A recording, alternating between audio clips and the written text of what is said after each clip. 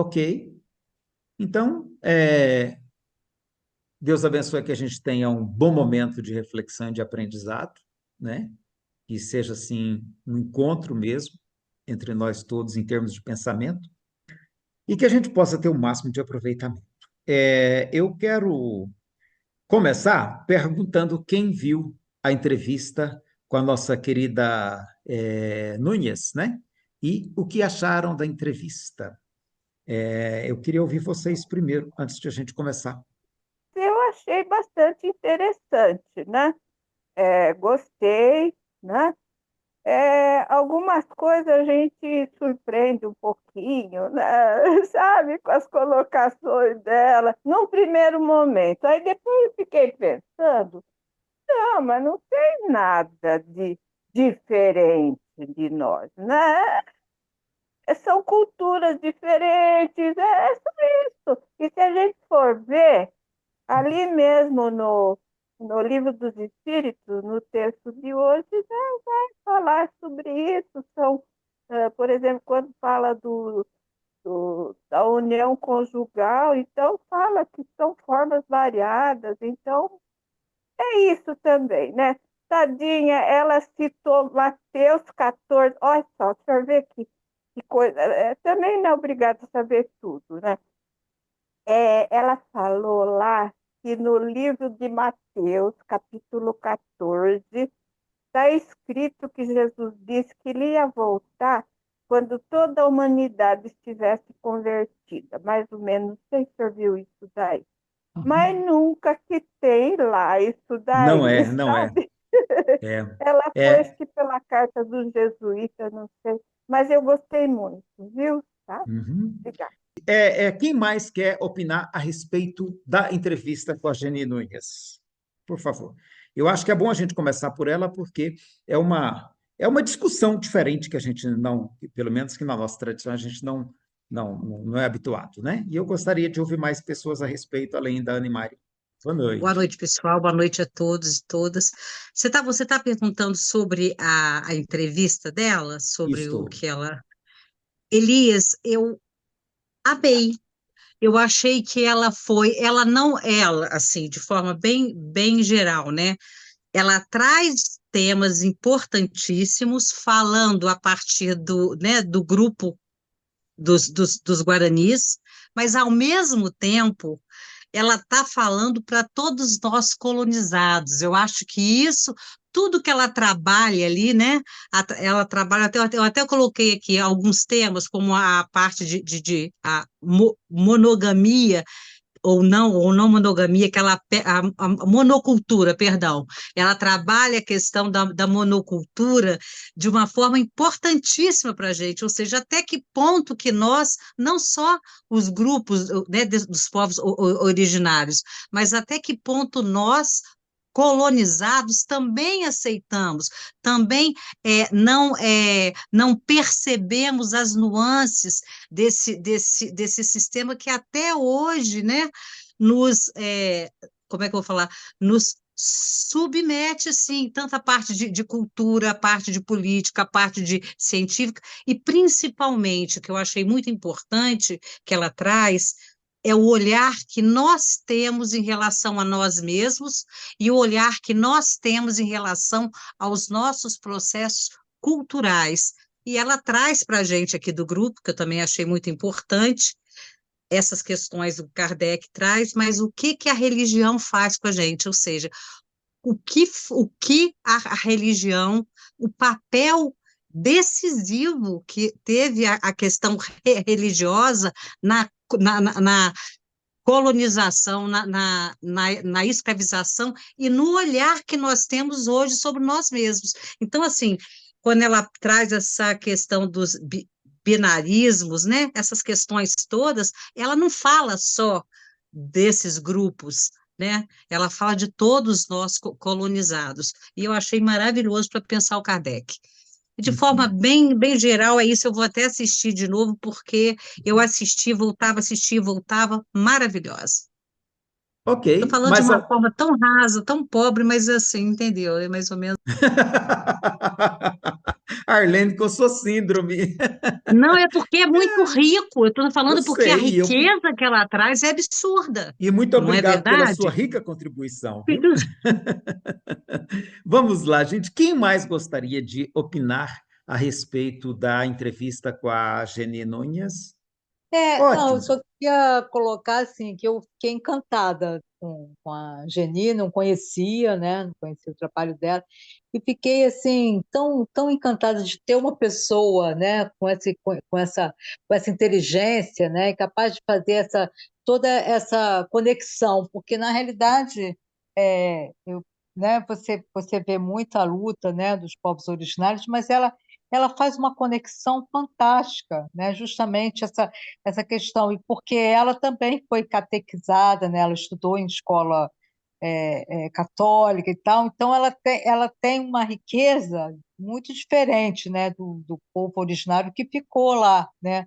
Sem essa influência, né? Então eu fiquei encantada, eu gostei muito quando ela falou, quer dizer que vocês gostam de sexo selvagem, e o sexo civilizado deve ser muito ruim. Então, ela falou isso, assim, ela fazendo umas comparações, assim, né, da cultura, né, o que eu fiquei impressionada é a questão lá do feminino e masculino, né, que eles não que os colonizadores, né, não identificavam, né, nos indígenas, né, nos povos originários, o que era homem, o que era feminino, o que era masculino, porque eles eram considerados animais. Isso aí me chocou bastante, assim, que eu nunca tinha pensado nisso. Então, além da riqueza, né, de conhecimento eu vi a entrevista e vi as perguntas todas e tal, e realmente também preciso rever, né? Até fui segui-la lá no Instagram e tal, porque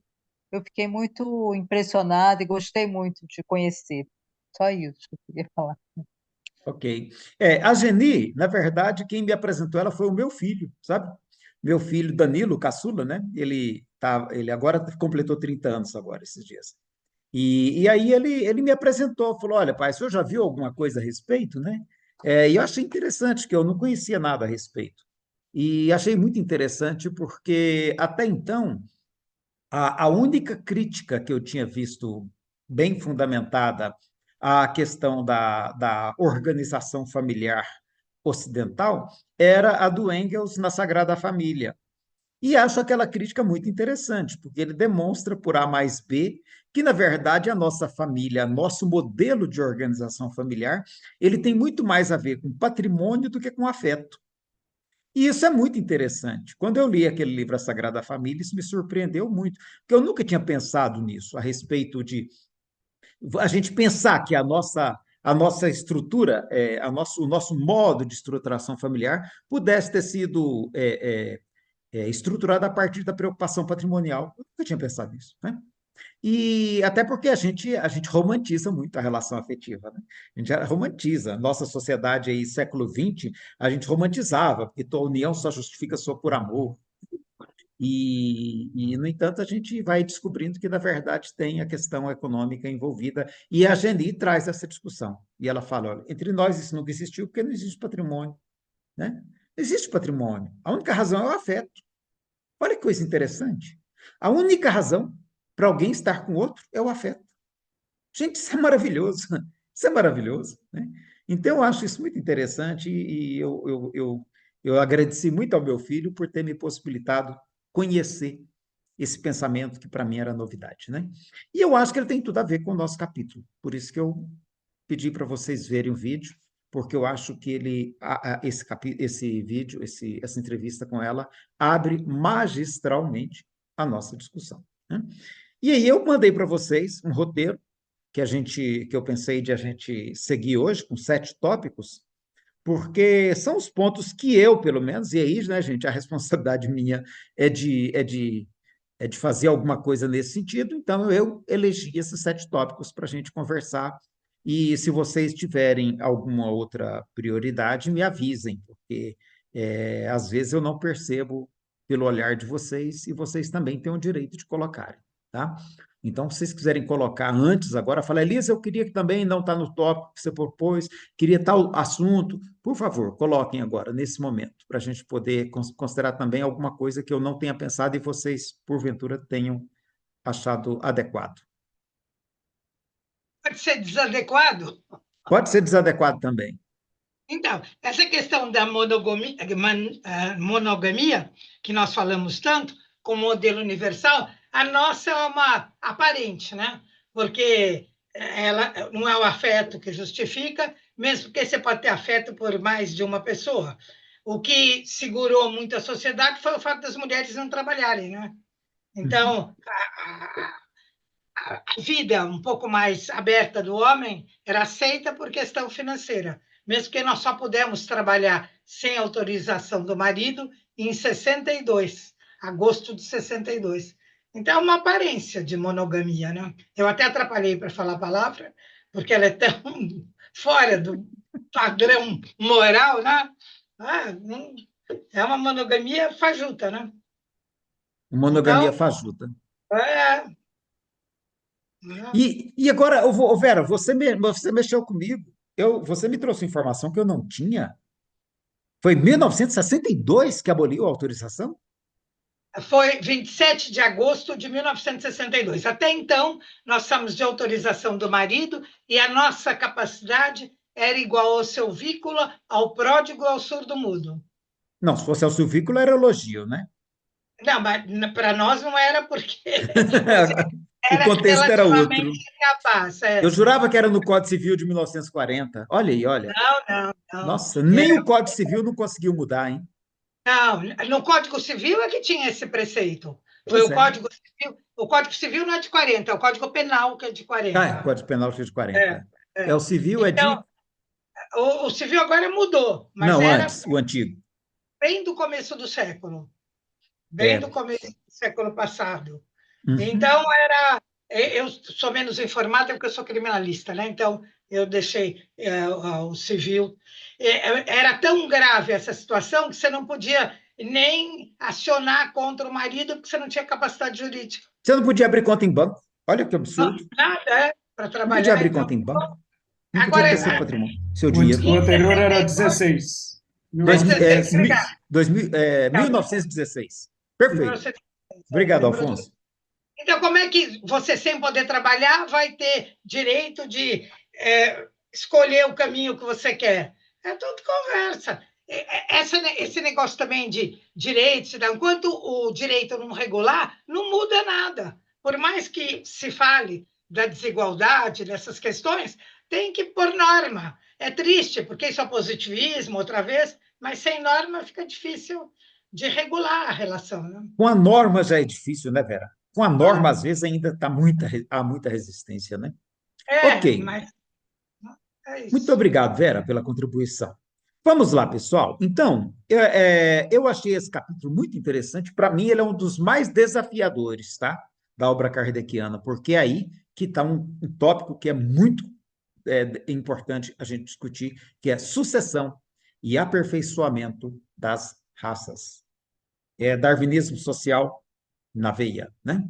Então, vamos lá. A primeira questão que nós vamos conversar, e eu achei melhor, como apenas a Marjorie se candidatou a responder uma questão, eu achei melhor a gente sortear aqui entre nós agora, tá? E assim, sem compromisso, tá, gente? Sem compromisso, sem preocupação, mas só para todo mundo poder participar, tá? A gente vai girando entre nós aqui. Quem lê, de preferência, comenta primeiro, tá bom? Para que a pessoa tenha a oportunidade de falar, dizer o que a leitura que ela fez e que a gente possa fazer o mais participativo possível. Então, nós vamos começar pela 688 e, deixa eu ver aqui, vamos sortear aqui, vamos fazer por sorteio mesmo? Ô, Alfonso, me dá um número de 1 a 12. 7. 7. 1, 2, 3, 4, 5, 6, 7. Cleonice Possari. Vai lá, Cleonice. Gente, eu não consigo enxergar, estou no celular. Está no celular? Alguém lê e você comenta para nós, pode ser? Ah, Cleonice, vamos lá. Deixa a gente ouvir a cor da sua voz e ver um pouco do seu sorriso. Olha que sorriso mais bonito, não? Tem que compartilhar isso com Posso a ler, gente. então, para Vai ela? lá, lê e ela comenta para nós, Anne. Vai Tá lá. bom. Há, nesse momento, raças humanas que evidentemente diminuem.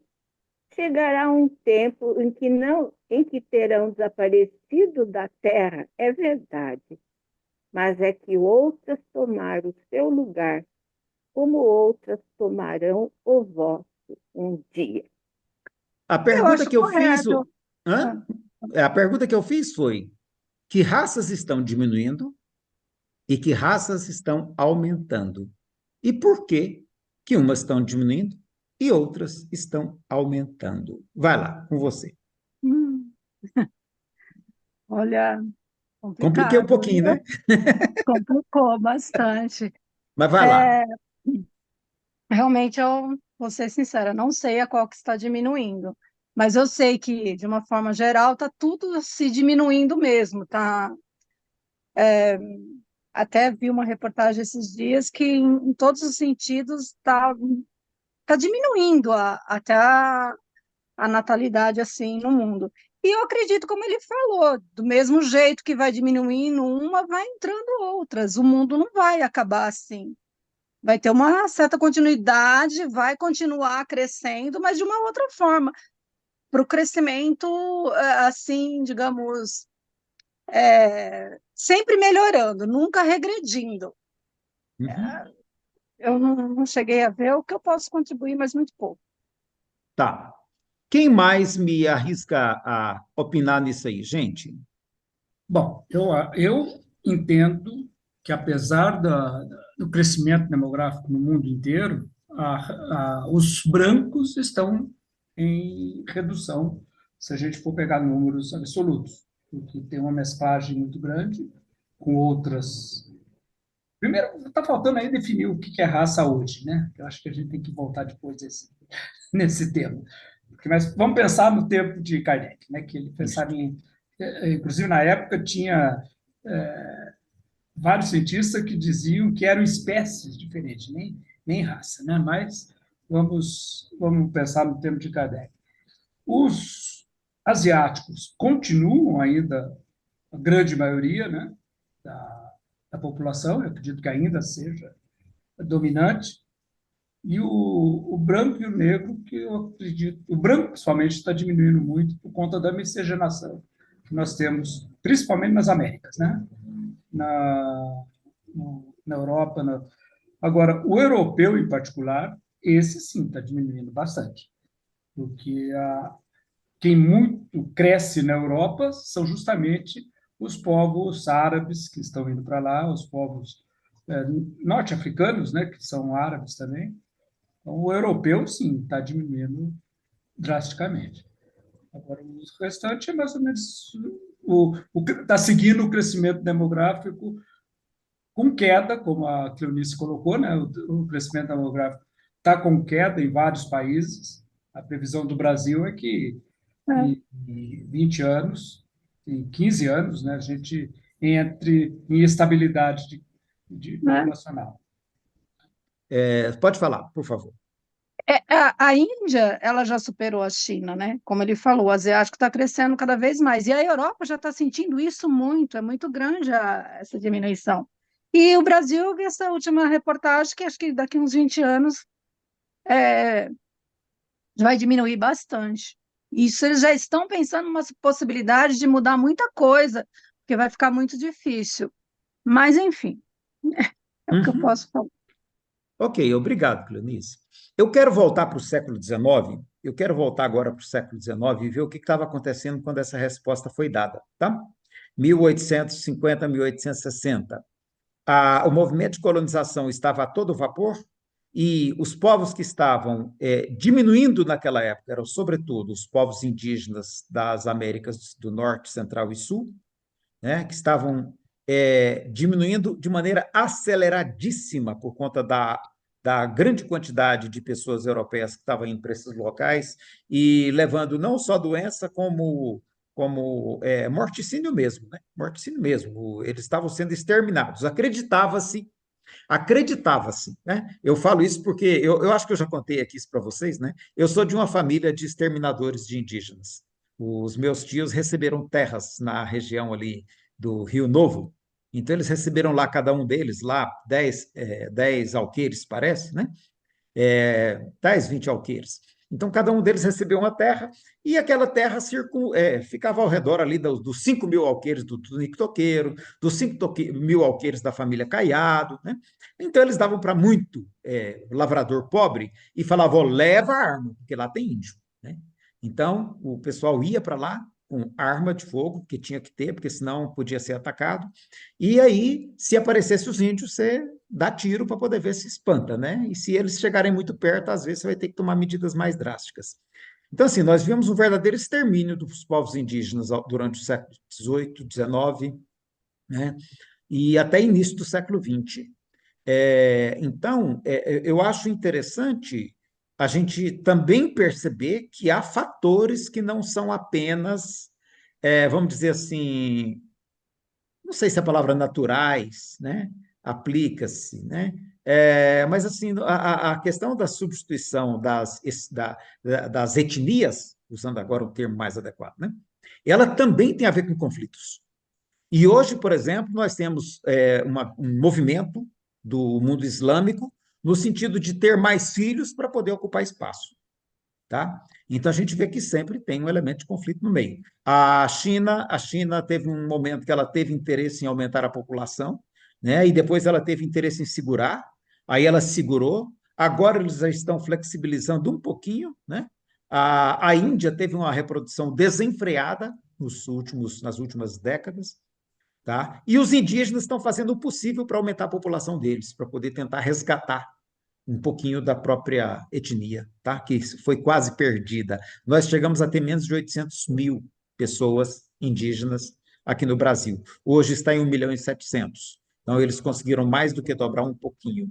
Então, assim, eu acho interessante perceber que o processo de substituição dos povos, das etnias, ele não é um processo natural e pacífico. Ele envolve conflitos. Ele envolve disputa, né? No caso da África, foi um movimento muito forte de ocupação da África, na intenção de dominar as riquezas que existiam ali. Só que os africanos eram tantos que eles não conseguiram ameaçar a sobrevivência dos africanos, como ameaçaram a dos indígenas, sobretudo aqui no Brasil e na América do Norte, né? Eles conseguiram. Isso vale para os orientais também, tá? Hã? Os orientais também teve um Eles ataque eram muito muitos e forte, conseguiram resistir. Exatamente. Índia e China, pela grande quantidade, conseguiram resistir à invasão, né? E aqui na América, eles não conseguiram resistir e foram praticamente dizimados. Eu acho interessante que aquela coluna ali pós-Andes, do lado de lá dos Andes, eles conseguiram também manter uma grande quantidade de povos indígenas ali. Eles têm uma forte presença indígena ainda, né? O lado de cá foi mais prejudicado. Na Argentina tem gente que diz que não existe, né? A Argentina são todos europeus. O presidente teve coragem de falar essa besteira, né? Então, assim, não sei, quem foi que falou aqui que os povos indígenas eram vistos como animais? Infelizmente, essa é a realidade, né? Com total desprezo por toda a sua cultura. Lúcia, com a palavra, para a gente poder fechar, então, esse primeiro tópico. Então, Elisa, que esse capítulo, eu fiquei impressionada que foi um dos que eu mais vi a atemporalidade, né, que existe entre, né, no século XIX e agora para o século XXI, porque são questões que parece romance, entendeu? Assim, a preocupação da monogamia, poligamia, uma coisa assim, parece que era tipo uma fofoca. Será que eu posso ter mais de uma companheira? Sabe assim, eu vi Ô, nesse Lúcia, período, mas peraí. esse Lúcia, não, o raciocínio é o contrário. Será que você pode ter mais de um companheiro? tá. Isso. Mas, na realidade, a preocupação Era é o muito, patriarcado, muito masculino, né? As verdade. perguntas do Kardec muito masculina e a resposta dos espíritos também, né? Não ficou atrás.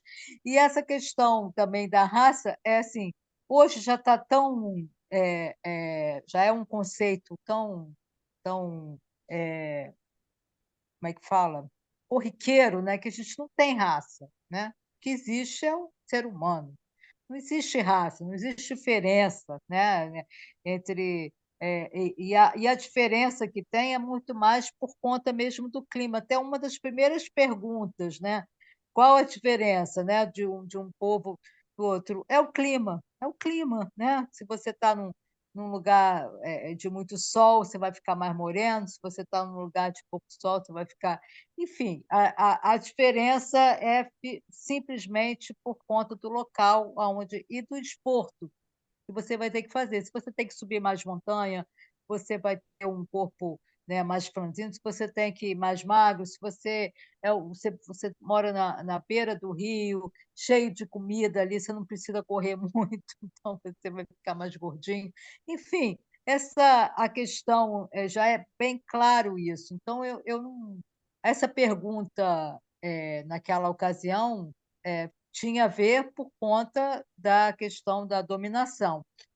Mas hoje em dia, assim, não tem sentido nenhum. Para mim, não tem sentido, porque não faz nenhum sentido a gente, como diz, não faz nenhum sentido se eu nasci se eu sou Guarani, se eu nasci na Itália, se eu nasci lá em Angola, não faz diferença nenhuma. É assim eu penso. Aham. Agora, se você perguntar para a Geni, aí ela vai dizer que para ela faz diferença, tá? Então, talvez Não, não faça sentido para nós, né? Agora, tem muitos povos que estão tentando salvar a própria tradição, a própria etnia, e para manter aquilo que para eles é algo sagrado, que para eles, inclusive, tem um componente espiritual, né? pois Então, eu Eu ia acho falar, interessante esse lado também. Tem o se nosso lado e tem o trocasse lado deles. raça, Hã? trocar raça por etnia no texto, teria a Aham. mesma validade? Pois é, nem sempre, né, o Alfonso? Não é todo lugar que cabe, né? Até o pessoal do Espíritas à Esquerda fez essa tentativa, sabe? E eles perceberam que não dá para trocar simplesmente, que não resolve, né? Porque tem ocasião que o termo raça ele pode até ser utilizado com o sentido atual, né? Que é o mais cultural para poder manter a questão da disputa, assim, de espaço, né? Mas tem local que o sentido é espécie mesmo, né? Por espécie, talvez, né? Algum lugar por espécie, outro por etnia, talvez até que, né? Mas não dá para trocar também, porque você mexeria no texto, né? Eu acho que o ideal é nota de rodapé mesmo, sabe? Que eu acho que é o adequado, né? Vamos lá, a 689. Quem lê para nós, por favor? Vamos sortear de novo ou alguém lê? A maioria tinha levantado a mão aí em relação à questão anterior. Marjorie? Pois não? Sim, eu só queria lembrar uma coisa.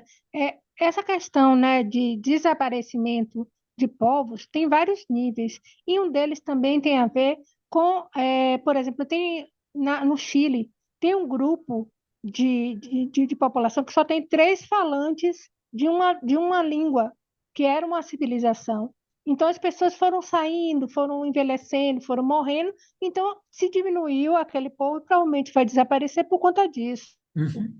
Tem outras É. questões também que tem a ver com questões físicas. Por exemplo, os maias, eles desapareceram por questões, se estuda, né? Mas se avalia que é questão de seca, de falta de água. Então, eles se dissiparam como um povo a fazer parte, né, da América Latina, México e tudo mais. E os minoicos também, que eram no Mediterrâneo e foi destruído por terremotos, né? A Uhum. ilha deles, eles dominavam o comércio. Então, os povos às vezes desaparecem também por essas questões que não tem a ver com uma intervenção, tem a ver com as questões da vida do planeta, que é um ser vivo que a gente está submetido às condições dele, né? Exatamente. Não são só questões de disputas de poder e de espaço, há também os movimentos naturais, né, Marjorie? Muito bem lembrado. 689, quem lê para nós, por favor? Posso ler? Vai lá. Os homens atuais constituem uma nova criação ou são descendentes aperfeiçoados dos seres primitivos? Resposta. São os mesmos espíritos que retornaram para se aperfeiçoar em novos corpos, mas que ainda estão longe da perfeição. Assim, a raça humana atual, que pelo seu crescimento tende a ocupar toda a Terra e a substituir as raças que se extinguem, terá seu período de declínio e desaparecimento. Outras raças mais aperfeiçoadas que a substituirão descenderão da raça atual, como os homens civilizados de hoje descendem de seres brutos e selvagens dos tempos primitivos. Você quer comentar essa, Alfonso? Acho que isso é mais ou menos lógico da, da doutrina, inclusive, né? Que o espírito é o mesmo e ele vai reencarnando para um aperfeiçoamento do espírito. Né? A vida é uma só, em vários modelos de existência. Agora, dizer que a raça humana está evoluindo, isso já parou algumas centenas de milhares de anos, né? Então, o ser humano, você citou aí a questão da tentativa de dizimar os indígenas, né? Houve, no comecinho das navegações, ainda existia um hominídeo que não era sapiens, vivia ali numa daquelas ilhas da hoje é a Oceania, né? E essa espécie, né, ou subespécie, ela foi extinta justamente na época que teve essa facilidade de ir de uma ilha para outra. Essa era uma subespécie já em fase de extinção, ela acabou de ser extinta. E a partir daí a gente só tem uma espécie humanídea na Terra toda. E aí ele coloca também, né, que essa espécie vai ocupar a Terra toda, e aí teremos alguma mudança para servir aos espíritos mais aperfeiçoados que virão no futuro.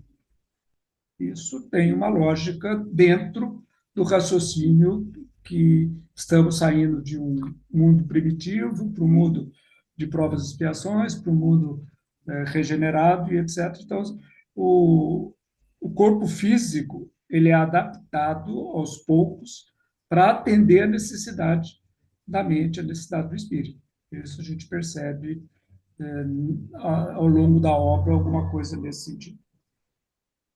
Eu marquei de azul aqui um pedacinho que eu acho que a gente precisa dar uma atenção. A raça humana atual, que pelo seu crescimento tende a ocupar toda a Terra e a substituir as raças que se extinguem. Que raça humana atual era essa, que pelo seu crescimento tenderia a ocupar toda a Terra, quando esse texto foi escrito? E que raças eram essas que estavam se extinguindo, além dessa que você se referiu, tá, Alfonso? Eu acho que a raça eram os europeus, a raça que eles estavam se referindo, porque eles se achavam bem eurocêntrica, né, essa questão aqui, né, eu acho. E o que estava se extinguindo eram os povos que eles consideravam selvagens, né? Eu penso isso. Então, eles acham que iriam substituí-los porque eles eram primitivos e tinham mais aqui. E eles atrapalhavam o progresso geral da humanidade. Deve ser Eu acho que esse olhar é bom para a gente, quando lê essa questão, a gente também não deixar de perceber esse detalhe, né? E aí, claro, aqui, como você disse, Alfonso, né? Como os civilizados de hoje descendem dos seres brutos e selvagens dos tempos primitivos. Nesse ponto aqui, eu acho que é interessante a gente situar, né, que nós todos descendemos do Pithecanthropus erectus, né? Do Homo neanderthalis, né? Nós todos descendemos deles. E eu acho que aí, isso que você falou é muito importante, a gente entender que hoje só existe uma única espécie, que é a espécie humana. Independente de se é uma espécie humana que vive na América do Sul, se vive na Europa, se vive na China, se vive na Índia, se vive na África, né? Então, acho que é muito importante que a gente consiga fazer essa virada de chave, né, que ela só está sendo feita agora no século XX. Bom, mais algum ponto nesse aqui ou podemos passar para o próximo? Eu separei em seguida a 690 e 91. Vai lá, Iracilda, lê para nós. Do ponto de vista puramente físico, os corpos da raça atual constituem uma criação especial ou procedem dos corpos primitivos por meio da reprodução. A origem das raças se perde na noite dos tempos, mas como elas pertencem a todas à grande família humana, qualquer que seja a origem primitiva de cada uma, elas puderam unir-se entre si e produzir novos tipos. Qual é, do ponto de vista físico, o caráter distintivo e dominante das raças primitivas? Desenvolvimento da força bruta em detrimento da força intelectual. Agora, dá-se o contrário. O homem realiza mais pela inteligência do que pela força do corpo. E, todavia, faz 100 vezes mais porque soube tirar proveito das forças da natureza, o que não fazem os animais. Eu estou, na verdade, comparando essas respostas com a edição antirracista.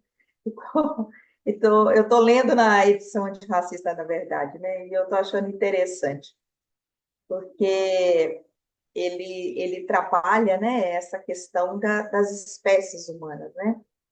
E aí eu achei interessante, porque aí ele vai, quando ele fala das que desapareceram, né, a reprodução, como que se dá essa questão aí, ele coloca aqui na resposta da 690,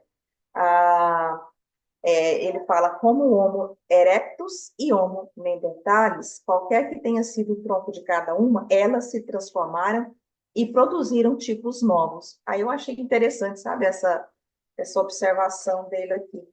Talvez seja, né, isso aí. Não sei o que mais que vem aí, né, nessa questão. E aí vem essa questão que ele fala, né, o que a gente considera o que é inteligência, né? Aqui ele está falando que o homem soube fazer proveito das forças da natureza, que não faz os animais, né? E aí essa força bruta, talvez a gente até é bruto demais, né? A gente chegou no mundo, nós estamos no mundo, mas não nos sentimos animais e acabamos que não nos colocamos devidamente em respeito às outras espécies, né? E aí é muito interessante isso também, né? É complicado, porque a gente não se vê, né, no mesmo reino, né? A gente é como se nós estivéssemos no reino animal todos, né? E eu acho interessante isso aqui, essa parte da 691. Essa questão do especismo também é interessante, né? Tem uma outra pergunta aí que vai ser melhor para a gente conversar a respeito, tá? Eu acho que vai dar mais campo para a gente conversar a respeito dela. Mas eu acho importante isso aí, olha, o pessoal que fez a edição antirracista foi lá e comentou aí, né? Que a mistura que pode ser pensada é lá dos povos primitivos mesmo, né? E não das espécies atualmente existentes, e não das etnias atualmente existentes, como se pensava na Europa no século XIX, né? Vamos lá. A Marjorie ficou de ver para nós o quarto tópico. Marjorie, você consegue ler aí? Ou precisa que alguém leia para comentário. você? O Alfonso quer falar. Assim, por favor, só um Alfonso. comentário, que eu acho que nessa 690 é muito à frente do tempo dele, né? Que considerar a humanidade como una, isso estava completamente fora de qualquer pensamento europeu. A genética ainda não existia. Então, dizer que eram todos da mesma espécie, isso não era cogitado ainda, que não tinha estudos genéticos que desse esse... Por isso que ele usa muito o termo raça, né? Uhum. Esse ponto é bem à frente do seu tempo, e acredito que na época tenha sido bastante combatido. Bastante mesmo. O Alfonso, você colocou um ponto interessante, que ele diz aqui, olha, né? Que elas pertencem à grande família humana, né? Então, assim, é o que eu digo, sabe? Quando alguém vem falar que Kardec era racista, eu brigo. Eu falo, ó, peraí, vamos separar uma coisa da outra. Vamos separar uma coisa da outra. Uma coisa é ele usar teorias da época que eram racistas, né? E ele não tinha outro recurso, era o que existia. Outra coisa é dizer que ele era racista, porque o tempo todo ele dá provas suficientes de que ele não fazia discriminação a partir de aspectos raciais. Essa aqui é uma das questões, você lembrou muito bem, né? Que ele considera aqui, olha, a grande família humana, tá? Era essa a visão kardeciana. Então, eu acho que esse é um argumento bom para a gente também usar quando a gente vier com esse papo aí que eu acho desrespeitoso, né? Porque os pensadores da época todos usaram esses argumentos, todos usaram, né? O Rousseau, Kant, o Hegel, o Marx, todo mundo usava isso, gente, todo mundo falava nisso, né? Então, por que só fala mal do Kardec? Eu brigo, eu brigo. Vamos lá. Marjorie com a 692, né? Tá. Será contrário à lei da natureza o aperfeiçoamento das raças animais e vegetais pela ciência? Seria mais conforme a essa lei deixar que as coisas seguissem seu curso normal? Tudo se deve fazer para chegar à perfeição, e o próprio homem é um instrumento de que Deus se serve para atingir seus fins. Sendo a perfeição a meta, para que tente a natureza favorecer essa perfeição, é corresponder às vistas de Deus. Mas, geralmente, os esforços que o homem emprega para conseguir a melhoria das raças nascem de um sentimento pessoal e não objetivo, senão o acréscimo de seus gozos. Isso não lhe diminui o mérito? Que importa seja nulo o seu merecimento, desde que o progresso se realize. Cabe-lhe tornar meritório, pela intenção, o seu trabalho. Ademais, mediante esse trabalho, ele exercita e desenvolve a inteligência, e sobre esse aspecto é que maior proveito tira. Eu escolhi esse tema porque é uma coisa que me incomoda um pouco, assim, essa questão dos transgênicos, né, de uma maneira geral. Porque o alimento transgênico, ele é fruto da ciência. É fruto de um trabalho inicial do agricultor que estava no campo, que ele pegava e selecionava as espécies mais produtivas, as espécies mais resistentes a pragas. Então, era um trabalho manual. Quando o trabalho passou a ser da questão genética, aí virou quase um crime. E, na verdade, não, é o aperfeiçoamento do conhecimento, é o surgimento do conhecimento do DNA que faz com que se desenvolvam novas espécies de vegetais para melhorar a produção. O grande problema, na verdade, eu acho que é a falta de diálogo das grandes empresas que buscam lucro, não tenha dúvida nenhuma, com os pequenos produtores, porque eles ficam assim, não, só pode plantar determinado tipo de grão produzido pela Singenta, por exemplo. Então, essa falta de diálogo, essa busca grande pelo lucro que gera os grandes embates. Mas é a evolução do ser humano na produção de produtos vegetais mais resistentes. Eu vejo dessa maneira. Ok. A Silvia levantou a mão. Silvia, com a palavra. Boa noite, Boa pessoal. noite. Então, essa questão, né, dos transgênicos é uma questão bem capitalista, né? Na verdade, é a produção pela produção. Eu transgredi a natureza, eu destruí a natureza, então eu preciso agora dar um jeito para não perder todo o dinheiro que eu investi naquela plantação. Então, é mais por esse lado que eu vejo. Eu não vejo que seja algo de evolução científica, muito pelo contrário. É a ciência sendo usada para transgredir a natureza. né? Eu acabei com a natureza, então, pelos, pelos chamados hoje defensivos agrícolas, né? Os agrotóxicos, eu destruí, então agora eu tenho que arrumar um meio de colocar um escudo para isso que eu destruí, eu poder transformar e continuar produzindo e vender mais. Então, eu vejo mais por esse lado. Então, eu não acho que isso é uma evolução, eu acho uma destruição, né? É uma involução da natureza, é uma transgressão à natureza, na verdade. É dessa forma que eu vejo. Ok.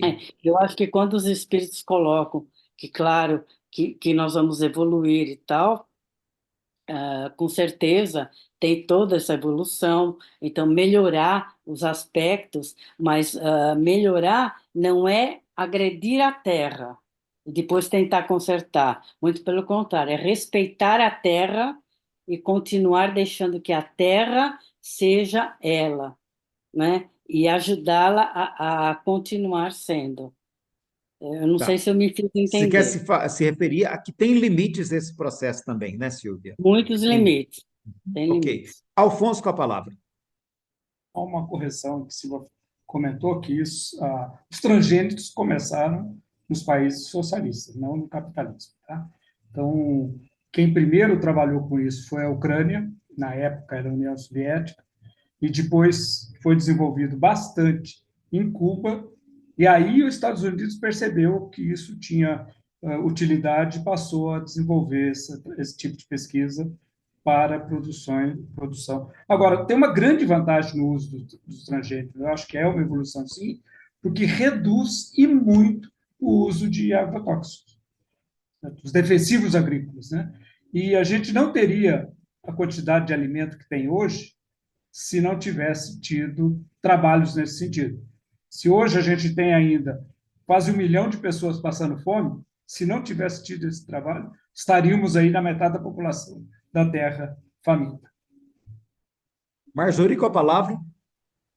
Não, só queria complementar, é que, na verdade, o homem nunca deixou que a terra agisse sozinha, ele sempre interferiu. Ele sempre buscou as melhores produções, os melhores grãos. Então, só que quando entrou o capítulo da ciência, né, aí e também a exploração pelas grandes empresas capitalistas, aí se gerou essa controvérsia toda. Mas, reforçando, se não fossem os transgênicos, realmente a produção mundial seria muito inferior e o combate às pragas também. E, assim, há uma reversão, né, na questão dos defensivos, por exemplo, agora, muito recentemente, aqui na Bahia, na região de Barreiras, né, naquela Matopica, como eles chamam, que teve uma praga que foi trazida de fora do país para destruir a plantação de soja, e ela foi combatida com insetos que iam atrás dessa lagarta e atacavam. Então, existem vários movimentos de sentido, no sentido de modificar um pouco essas relações, reduzir agrotóxicos. Isso não é geral, né? Mas existem esses movimentos nesse sentido. Então, eu acho que a agricultura é uma evolução constante, porque faz parte da sobrevivência do homem, mas tem que ter os seus limites, naturalmente, né? Alguém tem informação aí a respeito? Eu confesso para vocês que eu perdi o andamento disso. Eu sei que tinha um pessoal lá de Bonito, no Mato Grosso, que estava levantando essa questão e até discutindo isso num grupo espírita. Eu achei interessante. É o fato de que existem algumas possibilidades de doenças associadas tanto ao uso de agrotóxicos quanto ao uso de transgênicos. E eu não sei se alguém tem alguma informação sobre isso para poder aportar aqui para a gente. Alguém conhece alguma coisa a respeito? No caso aqui, sobretudo dos transgênicos, né? Porque o agrotóxico, esse aí não existe dúvida mesmo. Tá? Que muitos agrotóxicos são cancerígenos, estão proibidos de uso, e no Brasil aqui houve uma liberação maciça de, acho que mais de 250 tipos de agrotóxicos aí, e muitos deles comprovadamente cancerígenos, né? O pessoal de Bonito estava denunciando isso aí, fazendo todo um movimento lá por causa disso, porque a quantidade de ocorrências de câncer lá tinha aumentado muito por causa do uso de agrotóxicos. Agora, esse estudo dos transgênicos é que eu não sei. Se alguém tiver informação para trazer para a gente, eu agradeço. Vai me ser útil para mim mesmo. Eu tenho de orelha, como não dá para Ah, citar a fonte, eu prefiro não colocar. Eu acredito que os estudos que eu vi, né, não dá para lembrar de fonte, é de memória mesmo, é que não tinha correlação entre transgênicos e doenças cancerígenas ou qualquer coisa desse tipo. Mas também acredito, aí crença minha, né, não é fé, é crença minha, que essas grandes indústrias também não investem nesse tipo de pesquisa. E eles não têm interesse de mostrar que isso possa dar problema, né? A não ser que comece a aparecer muitos casos e alguém resolva fazer a regressão e chegar nos transgênicos, mas teoricamente não tem razão de ser, né? Porque nós não absorvemos partículas no tamanho de genes ou moléculas, né? Nós absorvemos o macro na maioria da nossa comida. Então, não sei dizer. Como não sei a fonte, eu prefiro a não gente fica no prolongar nível da o. proteína, né, Alfonso? A absorção das proteínas. Exatamente. Então, É. Oi, Porque, eu na Lúcia. queria, realidade, eu na Ah, queria realidade, colocar. né? peraí. Vamos a Lúcia primeiro, depois a Silvia e depois a Animari. Isso. Vai, Lúcia. Então, eu acho que a questão do transgênico ela influencia muito no desenvolvimento hormonal, entendeu? Acho que já está sendo colocado isso. Principalmente as mulheres estão ficando, a menstruação está ficando, estão, como é que fala? Amadurecendo mais cedo, né? Então, e isso pode ter consequência, né? Até a reprodução mais cedo, ficar com a idade reprodutiva é, antes, né, do que isso. E eu acho que isso que o transgênico tem acontecido, tem a denúncia nesse sentido, né? Pode não desenvolver doença cancerígena, mas está tendo influência. Agora, será que isso também influencia? Outro dia a gente estava colocando na questão do autismo, né? Será que é só por causa da diagnose? Será que é só porque o diagnóstico está sendo, né, mais visto? Ou também existe, né, de fato, algum fator, né, que influencia, né, no aparecimento do autismo, né? Então, são coisas, a humanidade se está modificando hormonalmente também, outros, o DNA também pode ser modificado, né? A gente pode nascer com certas anomalias, né, que vão, vão dar sequência futuramente. Era Uhum. isso que eu queria colocar. Ok, Silvia, depois Animari. Foi. Não, o que eu queria dizer é que a questão dos transgênicos ele atende justamente à indústria dos agrotóxicos, né? Então, claro que não há pesquisas com estudos profundos, porque eles estariam delegando algo contra si mesmo, né? Mas quanto a ter surgido, né, Afonso, em países socialistas, é por causa da fome, né? Por causa da fome que se constituía na época, mas que foi abandonada também, né? Hoje se trabalha muito mais com orgânicos. Hoje são orgânicos que se trabalha, são a recuperação da terra, né, que é o grande trabalho. Mas essa questão de transgênicos realmente não vai trazer nenhuma pesquisa de sim nem que não, porque da mesma, são impositivas da indústria dos agrotóxicos, né? Que aumentou muito nesses últimos 6 anos. Aumentou Silvio, isso que você demais. traz é importante, que assim, é preciso que haja órgãos independentes fazendo essas pesquisas, né? Porque senão a pesquisa fica enviesada, né? Isso é muito importante. Vamos lá, então. Gente, pois é, eu acho que a gente pode deixar essa questão nesse ponto, né? E lembrar assim, olha, que o Livro dos Espíritos fala que deves fazer de tudo para chegar à perfeição, não pode ser usado, não pode ser usado para validar tudo que tem sido feito, né? Eu acho que isso aí a gente também tem que ter esse cuidado, né?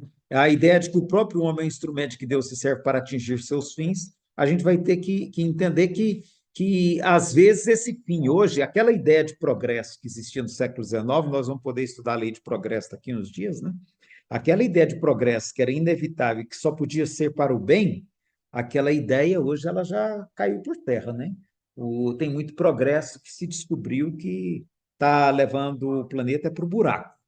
Então, eu acho que a gente também vai ter que ter cuidado de ser capaz de fazer essas devidas ressalvas, né?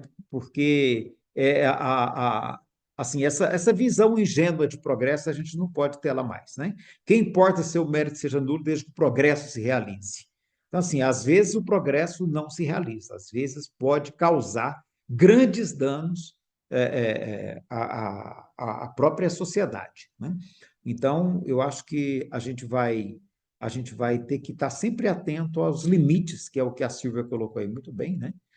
A gente colocar os limites, saber que tem limites e que a sociedade tem que organizar esses limites. Porque se deixar por conta dos próprios empresários que exploram enquanto negócio, jamais vai haver qualquer identificação de problema, né? Então, acho que esse é um ponto que é interessante a gente estar atento. O próximo tópico que nós ficamos de ver é a questão do controle da natalidade. Eu acho que esse nem tem dúvida mais, né? Mas eu acho que é bom porque às vezes a gente vê as pessoas tentando ainda trazer esse argumento, tá? Né? Eu gostaria que alguém lesse para a gente, por favor. Quem pode ler para nós? Pode ser você mesmo. Posso ler. Pode ler, vai lá. Não vou comentar, hein, porque acho que não. Bom, eu vou ler. As leis e os costumes humanos que têm como objetivo ou efeito criar obstáculos à reprodução são contrários à lei da natureza? Tudo o que entrava à natureza em sua marcha é contrário à lei geral. Eu quero ouvir vocês, mulheres. Eu quero saber se tem Todavia, alguém aí que já usou anticoncepcional, DIU, qualquer coisa que entrava a natureza em sua marcha, por favor. Quem, ah, quem, quem que já andou sacaneando com a natureza aí e atrapalhando o progresso, hein? Ah, Vera, você já fez isso, Vera? Ah, Vera, coisa feia. eu não fiz. Não, Pena que eu né? não posso engravidar agora para aumentar a população. Ô, gente, deixa eu fazer uma pergunta. Tabelinha entrava a natureza em sua marcha? Não, a igreja não considerava. A igreja não Podia, considerava? Ué, podia usar, mas a né? tabelinha, eu particularmente, eu acho que entrava, não, porque não deixa os bichinhos É nascer, ué. uma forma de postergar, né? Mas não era para ter sexo, a não ser para reproduzir. Então, tá bom. É, É conflitante, né? eu acho Agora, que isso aqui é um valor da época, né, gente? O valor católico da época. Olha, você mas não agora, podia evitar ter filho, tá? agora, se Você você não- quiser se distrair com sexo, pode. Como é Foi que é? liberado. Agora pode se distrair com sexo. Agora Pode, pode? É. pode. É uma criação. Faz Liberou bem já. para a saúde, né, Vera? Saúde física, mental, emocional, espiritual, tudo. Exato. Agora, O João Márcio quer comentar alguma coisa? João Márcio com a palavra. Boa noite, meu povo. boa Boa noite, João noite. Márcio. Noite. Eu tava maratonando aí os vídeos de vocês, rapaz. Eu tava me deliciando com a amiga Vera, o Afonso. Tinha uma que era espanhola, não era? Não sei de Portugal, de onde era, falava, Ah, era assim, o é. cabelo azul, muito interessante também. É, isso aí dá um problema grande na casa espírita, Elias, amigos aí. numa palestra, eu já coloquei a situação de uma menina de 13 anos tinha engravidado e começou uma polêmica e disseram que estava programado, que ninguém suscitasse nenhuma censura, era para a evolução dela, do espírito que vinha, tal, tal, tal. E eu orientei com o profissional de saúde que as outras jovens ali da mesma faixa etária fizessem um acompanhamento, fizessem exame de prevenção, enfim, toda a orientação que a ciência médica coloca. Eu acho até irresponsável desaconselhar o uso de contraceptivo, mas a gente sabe, gente, que até 2024, ou seja, ano agora, a Igreja Católica é contra. Imagina uma situação dessa. E tem espírita que é mais espiritólico do que espiritista, né? Essa coisa tá tudo programado, eles desaconselham o uso porque acreditam que vai barrar a reencarnação do espírito missionário. Eu já vi a orientação de um tribuno espírita, eu uso o termo porque ele já era 40 anos casa espírita, uma autoridade. A senhora lá de 60 e poucos anos dizendo que tinha tido 11 filhos e ele disse que quanto mais filha tivesse, melhor, porque estava dando oportunidade, várias armas. Quer dizer, é uma coisa complicada, assim, ele não vai ajudar a criar. O mentor espiritual em casa espírita, o Elias vai gostar dessa, já orientou uma mulher a ter um quinto filho. Foi uma briga, ela ficou 6 meses sem a casa espírita, era esposa do presidente da casa, e começou a discussão que o presidente disse, não, o mentor disse que a gente tem que ter, porque é uma afinidade, é expiatória, a mulher disse, eu não vou, e ninguém me obriga, e começou uma confusão grande, e eu sei que ela não teve. Enfim, esse tipo de coisa acontece hoje no século XX, parece algo medieval, e é lamentável, né? E esse tipo de texto Kardec fomenta esse machismo desgraçado, fomenta uma irresponsabilidade dessa, onde, imagine, barrar a natureza. Parece testemunho de Jeová que não pode fazer o exame de ultrassom porque não pode descobrir antes de nascer se é menino ou menina. É uma coisa bem religiosa medieval, né? E no espiritismo não era para ter, mas tem. É isso. Obrigado, João Márcio. É interessante. Ó, Iracilda gostou, viu, João Márcio? Vamos ler esse item A. Vamos ler o item A, que eu acho que vai ajudar a gente Tá. a nortear a discussão. Quem vai ler para nós? Quem estava lendo, continua. Eu Isso, continua. posso continuar? Pode. Todavia, há espécies de seres vivos, animais e plantas, cuja reprodução indefinida seria nociva a outras espécies, e das quais o próprio homem seria logo vítima. Comete ele um ato repreensível impedindo esta reprodução? Deus concedeu ao homem, sobre todos os seres vivos, um poder de que ele deve usar para o bem, mas não abusar. Ele pode regular a reprodução de acordo com as necessidades, não deve entravá-la sem necessidade. A ação inteligente do homem é um contrapeso estabelecido por Deus, para restaurar o equilíbrio entre as forças da natureza, e isto é ainda o que o distingue dos animais, porque ele o faz com conhecimento de causa. Mas os próprios animais também concorrem para este equilíbrio, pois o instinto de destruição que lhes foi dado faz com que, sempre provendo a sua própria conservação, detenham o desenvolvimento excessivo e talvez perigoso das espécies animais e vegetais de que se alimentam. Que se deve pensar dos usos que têm por efeito impedir a reprodução, tendo em vista a satisfação da sensualidade?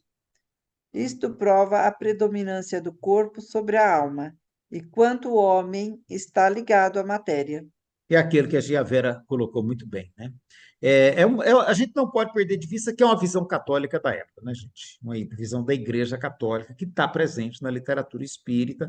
Isso é compreensível em razão da maneira e da época em que o livro foi escrito. A gente só tem que ter isso que o João Márcio falou. Hoje em dia, né? Eu usei uma vez isso aqui para fazer um trabalho contrário a isso, tá? Porque tinha uma colega nossa que já tinha 5 filhos. Aliás, não, ela já tinha 6, estava tendo o 7º, e estava em dúvida se poderia ou não fazer. Aliás, ela tinha tido o 5º e estava tendo o 6º, né?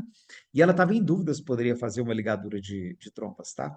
porque ela acreditava mesmo, ela foi educada dentro dessa visão de que ela não poderia estabelecer limites à reprodução, porque não era compatível com a vontade divina, né? E eu peguei essa questão do livro dos Espíritos e apresentei para ela, tá? Que a ação inteligente do homem é um contrapeso estabelecido por Deus. Aí ela teve coragem de fazer a laqueadura, porque senão acho que ela não teria feito. Então, isso que o João Márcio falou é muito sério mesmo, sabe? É muito sério, né? Porque isso tem sido usado de maneira muito desastrosa, sabe? Para convencer as pessoas a serem responsáveis. Fala, João Márcio, eu te citei aí, ó, vai, diz para nós. As cartas do ACOL, Hum. tradução aí do Carlos Sete, né, do Adair, que estão trazendo as cartas, tem um caso interessante. Pré-espiritismo, o Kardec ainda não era Kardec, era o professor Rivail, e depois do golpe do neto Napoleão, ele ficou desempregado um tempo, e ele caminhando por Paris, ele sempre se encontrava com a senhora, ele conversava com ela e tal, na volta, indo e vindo, só que as pessoas começaram a alertar: olha, você é um professor digno, não fica bem conversar com essa mulher de má vida publicamente. Evite esse tipo de contato. E o Kardec diz: não, ela sempre me tratou com respeito, eu também a trato com respeito, não vejo nada de mal. Mas ficava essa orientação para evitar o contato com aquela mulher de má vida. E aquela mulher de má vida se envolveu com um homem rico, ele acabou comprando o teatro, e a primeira pessoa que ela lembrou para dar um emprego foi o Kardec. E por que ela era mulher de má vida? Porque ela era uma mãe solteira. Então veja a situação do caldo cultural do qual Kardec estava inserido, né? Nossa, essa eu não conhecia não, João Márcio. Valeu, obrigado. Interessante, hein? Eu não sei se todo mundo sabe, Kardec trabalhou como fazendo a parte financeira de um teatro durante um tempo, quando a barra pegou, né? Então, eu acho interessante perceber esses detalhes. Muito interessante. Ok. Sobre o especismo, Deus concedeu ao homem, sobre todos os seres vivos, um poder de que ele deve usar para o bem, mas não abusar. Como é que a gente pode entender isso, sobretudo do ponto de vista da questão especista que a gente conversou aí esses dias, mas que aqui também ele vai aparecer? O que vocês acham? Eu queria falar, Por favor. você já pensou deixar barata reproduzir à vontade? Gente do céu, tem tanta carrapato, pulga, pelo amor de Deus, entendeu? Então, tem, tem que ter um discernimento aí. Não, eu estou fazendo essa observação porque não tem cabimento, né? Dizer que não pode, né? Tem um limite aí que a gente vai ter que cuidar, né, Ana? É, Anne Mai? é. Tem um limite que a gente vai ter que cuidar. Eu acho muito interessante como que a questão coloca assim, olha, que o homem deve usar sem abusar, né? Eu acho que esse é um ponto muito importante.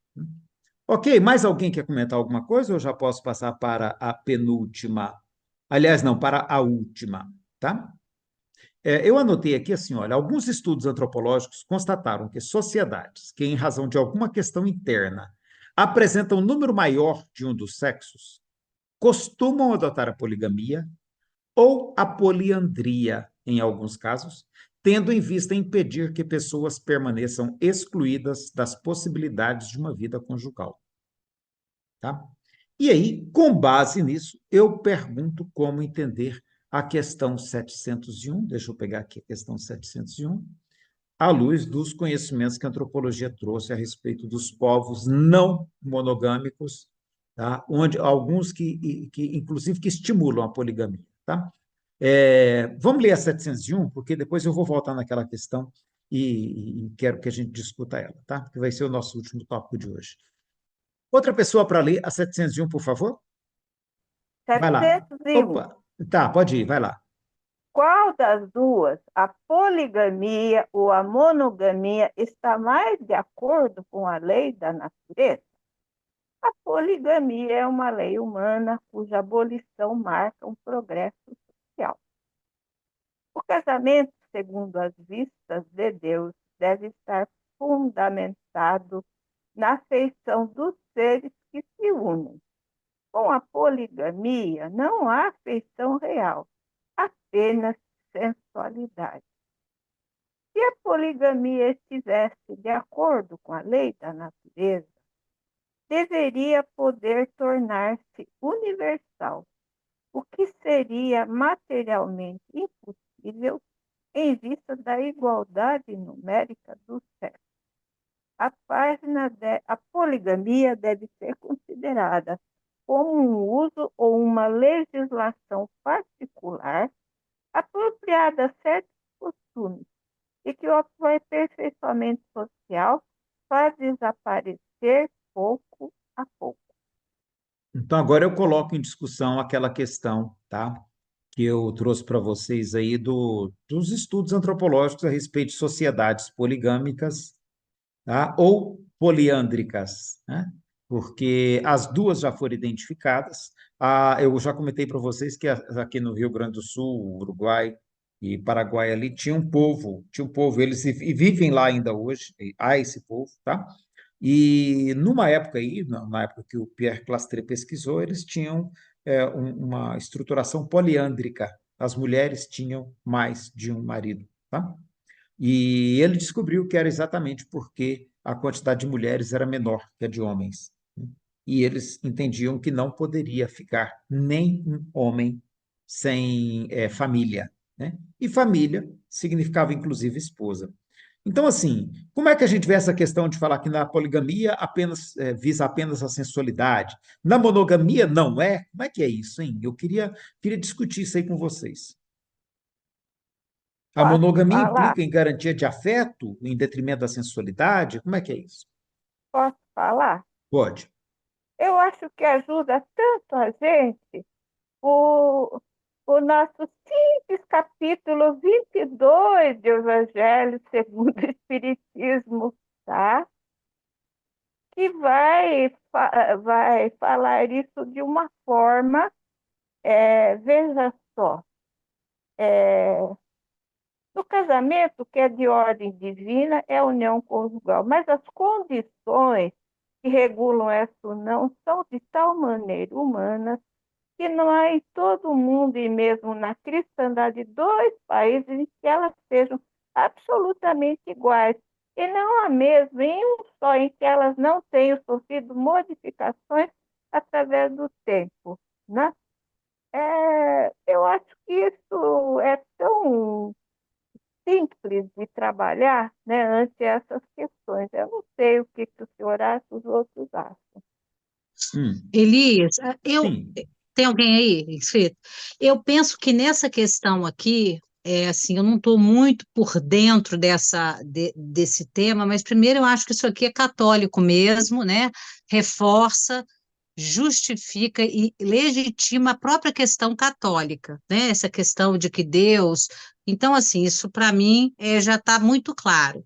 E uma questão que eu às vezes fico pensando, inclusive esse vídeo que você enviou, e ela toca nisso de uma forma muito boa, essa questão da separação corpo-espírito, esse peso no corpo, esse peso na questão física, esse peso ruim na sexualidade, e esse olhar para um futuro que a gente não sabe, né? Então, assim, eu penso que essa fala aqui do Kardec tem isso tudo, né? Assim, tem essa questão do peso, da culpa, tem essa questão toda da sexualidade que atravessa isso tudo aqui, né? E da própria formação daquela conduta mesmo, né? Para ir de acordo com os preceitos católicos. Então, eu penso que isso tudo, que eu acho que não poderia ser diferente, né? Eu vejo assim. E eu acho que a gente tem que entender que Kardec está imerso numa sociedade ocidental, que tem uma experiência de poligamia que é associada à dominação masculina, né? A poligamia na sociedade judaica cristã ocidental é baseada na ideia mesmo de poder do homem sobre a mulher. No judaísmo antigo lá a gente via, né, a poligamia, o Salomão ter 600 mulheres, o Davi ter 400, o Davi foi mais modesto, só teve 400, né? Então, assim, eu acho que é disso que ele está falando. É disso que ele está falando. Ele não está falando das relações afetivas. E até eu vi esses dias alguém discutindo aí a questão do trisal, né? A questão do trisal. E o pessoal estava falando, olha, isso é inadmissível, né? E etc., e questionando moralmente, né? as relações abertas e outras formas de relação. Eu adorei o Animari, adorei isso que você trouxe aí do Evangelho, porque eu acho que a gente vê o outro lado agora, Kardec trazendo o bom senso dele para a análise. Daí ele falando, olha, gente, isso é regulação humana. O que é da ordem divina é o afeto. O que é da ordem divina é o afeto, é o amor entre as pessoas, né? O restante tudo é discussão humana. Então, eu acho muito interessante ter essa referência, sabe? Porque eu acho que ela é um norteador bom para a gente analisar essas questões e não ficar preso nesses detalhes aí, né? Da sensualidade e dos elementos que são da época, que são do contexto, né? Para a gente não ficar preso nisso e ver além. Iracilda tem algo a dizer? Por favor, Iracilda. Não, é mais dentro dessa questão mesmo. Você até já trouxe aí, você antecipou, mas eu fico muito preocupada, porque eu ainda noto que o preconceito nosso em relação à questão da vida, né, sexual e afetiva das pessoas ainda é muito grande. E eu fico pensando o peso que tem quando nós apenas olhamos, sem entender que isso faz parte de uma época, né? E trazemos do jeito que está aí para hoje. Então, eu fico me perguntando o quanto que isso também não interfere na nossa visão preconceituosa de hoje, né? É especificamente esse capítulo da lei de reprodução, porque, para mim, eu fecho com Kardec lá no capítulo 22, porque aquele texto é todo dele. Ele faz questão de escrever de ponta a ponta o capítulo. É a autoria dele. Então, é como se ele falasse assim, eu assumo a responsabilidade, por isso que eu estou escrevendo aqui, né? É um avanço extraordinário aquilo ali para a época. E até para hoje ainda. E aí, mas aí já no Livro dos Espíritos já vem essa coisa que é o mais que as pessoas às vezes tanto estudam, sem fazer essa devida contextualização para o hoje. Isso me preocupa muito, porque eu acho que a gente ainda não consegue, nas nossas casas espíritas, falar com clareza. Nós não conseguimos. É como se estudasse, principalmente esse capítulo aí, do jeitinho que ele está, sem avançar para o nosso tempo de hoje. E é só nessa questão. Inclusive, isso vai impactar na questão do preconceito contra uniões LGBT, né? Vai impactar no preconceito contra transexuais, vai impactar numa série de preconceitos associados à questão de gênero, né? E o julgamento que se faz sobre isso, achar que é por razão de sensualidade, né? Tem muita coisa envolvida, que eu acho que é interessante que essa discussão seja feita dentro dessa abertura, e aí, nesse sentido, eu adoro o que a Animari trouxe, sabe? Eu acho Kardec, o equilíbrio dele na análise desses temas é muito grande. Agora, é claro que aqui no Livro dos Espíritos, adoro usar um termo que eu gosto, ela fala assim, o Livro dos Espíritos nós temos que entender que ele é uma construção polifônica, né? Tem muitas vozes, tem muitas opiniões de espíritos diferentes, que a gente nem sabe quem são, e que deram sua opinião, e as opiniões deles estão aqui dentro da obra kardeciana, né? Eu gosto de pensar o Livro dos Espíritos como opinião de diversos espíritos, que muita gente botou aquela coisa de é a opinião dos espíritos superiores, né? Fala, gente, cuidado, não é. Aqui tem a opinião de espírito que era ateu, aqui tem a opinião de espírito que não tinha nada de tão relevante, né? Que era ser humano como nós. Então, o soldado de Magenta tem resposta dele no Livro dos Espíritos, o comandante dele tem resposta dele no Livro dos Espíritos, a médium lá da Sociedade Parisiense tem resposta dela no Livro dos Espíritos, né? Era encarnada, não era nem espírito, né? Então, assim, eu acho que perceber isso, sabe, tirar esse peso de sacralidade do texto do Livro dos Espíritos é muito importante, para a gente ler com leveza, com tranquilidade, saber que a opinião do espírito, que lá no Evangelho Kardec aborda diferente, sabe? Eu acho que essa tranquilidade é fundamental, sabe, gente? Esse capítulo, sobretudo, requer Posso isso. dar mais um palpitezinho? Por favor, Ana Maria. Então, tem uma frase, a Joana de Ângeles, ela tem aquele livro, Jesus, o Evangelho à Luz da Psicologia Profunda, e ela trabalha o item 2 do capítulo 22 do Evangelho segundo o Espiritismo, e ela tem uma frase que é tão abrangente, inclusive, eu acho que chega a abranger esses casos que o senhor falou de LGBT. Olha, não se trata de compromisso formal, mas de uma união enraizada em sentimento de alta potência emocional, do qual se derivam as necessidades de harmonia e entendimento, e funde os seres uns nos outros, sem lhes inibir a identidade nem as expressões individuais de vir a ser. Né? Então, é isso que eu queria comentar. Interessante. E eu acho que fecha com chave de ouro, né? A nossa reflexão de hoje, ok? Alguém quer acrescentar algum ponto específico que a gente não abordou e que tem a ver com esse capítulo? Na nossa próxima semana, nós vamos estudar, portanto, o capítulo 5, Lei de Conservação, que trabalha, inclusive, aqui dentro, a questão dos gozos, do gozo dos bens terrestres, do necessário e do supérfluo e das privações voluntárias. Tem muito tema interessante para a gente estudar na próxima semana, tá bom? Então, quem quiser já ir lendo para poder ponderar aí e colocar alguma questão para a gente estar pensando juntos, vai ser ótimo. Vai ser ótimo quando a gente tiver muitas propostas de vocês e nenhuma minha, né? Mas, enquanto vocês não fizerem, eu vou fazer, ok? Se ninguém tiver mais nenhuma observação, abramos os microfones para a gente se despedir. Mais de 300 quilômetros dos Boa focos. noite. Tchau, pessoal. Um abraço, gente. Boa Muita noite. paz. Bem-vindo, Muito bom. Marcos. Vamos sempre.